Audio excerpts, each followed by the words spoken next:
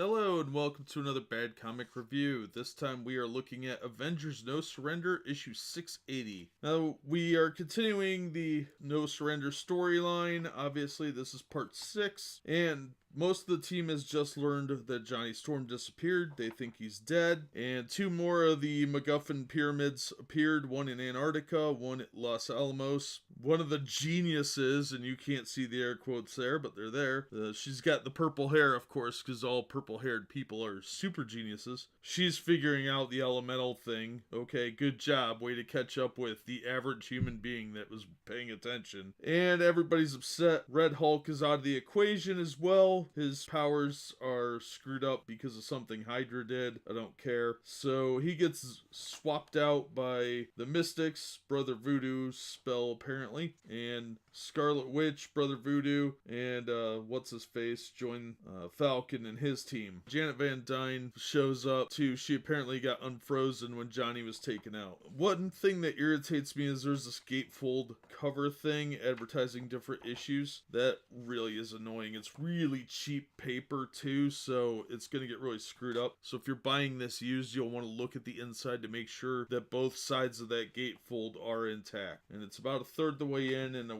third the way from the end. So remember to do that because it is really garbage cheap paper. Like worse than the rest of the garbage cheap paper that Marvel uses. Alright, then Simon, Wonder Man, goes over to Midtown Manhattan to check in on the Beast and Fake Wasp while the rest of the Avengers are flying out to where the new MacGuffin is located. He's going to catch up with them. And they come up with the brilliant idea that because he has ion power, that his ionic energy can pull the radiation from Jarvis's body. He tries, but there's nothing there. And Genius Girl Wasp has to explain to him how to use his own powers because he hasn't been adventuring for like a decade or anything. Nope. They needed a teenage girl genius to tell him. Well, Beast and Wasp want to get in on the fray, but they're needed there, obviously.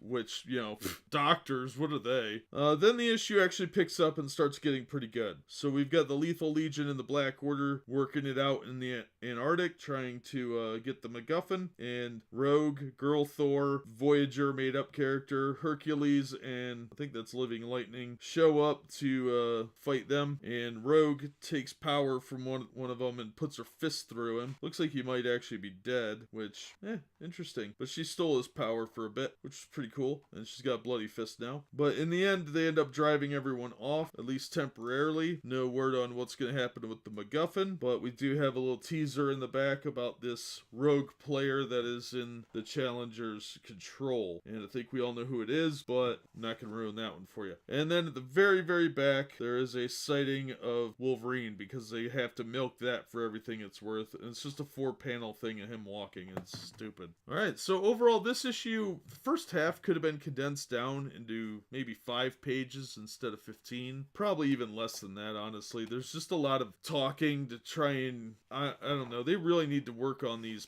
synopsis pages if they're going to do these major events. Honestly, I think this entire event probably could have been knocked down into 6 or 12 issues and made its own mini-series instead of filtering through a weekly book in the Avengers regular series to kill time until the newest event comes around. But yeah, this issue was okay. I didn't have a big problem with it. It was mostly middle story. The second half of the issue is really where everything kind of picks up and gets good. So I would say it was only okay because the art's a little garbagey. At least I think so. The artist is Kim Jacinto, which it's not bad stylistically. It's just, it doesn't look primetime. It looks more like Dynamite or IDW might have because they tend to highlight some low mid-tier, almost ready for the big leagues books. And I think that's where we're at with this. There's potential there. It's just not being realized. And it needs a little bit of fine-tuning, especially in the neck and jaw department. Like Wonder Man looks kind of like he might be a little special needs in a lot of scenes. Otherwise, it's written by Al Ewing, Jim Zub, and Mark Waid, and it shows that there is a lot of mediocrity, but the fight scene near the end does definitely pick it up, and that's actually pretty well done when Rogue and the team show up. So everything in the Antarctic, which is 2 or 3 pages after the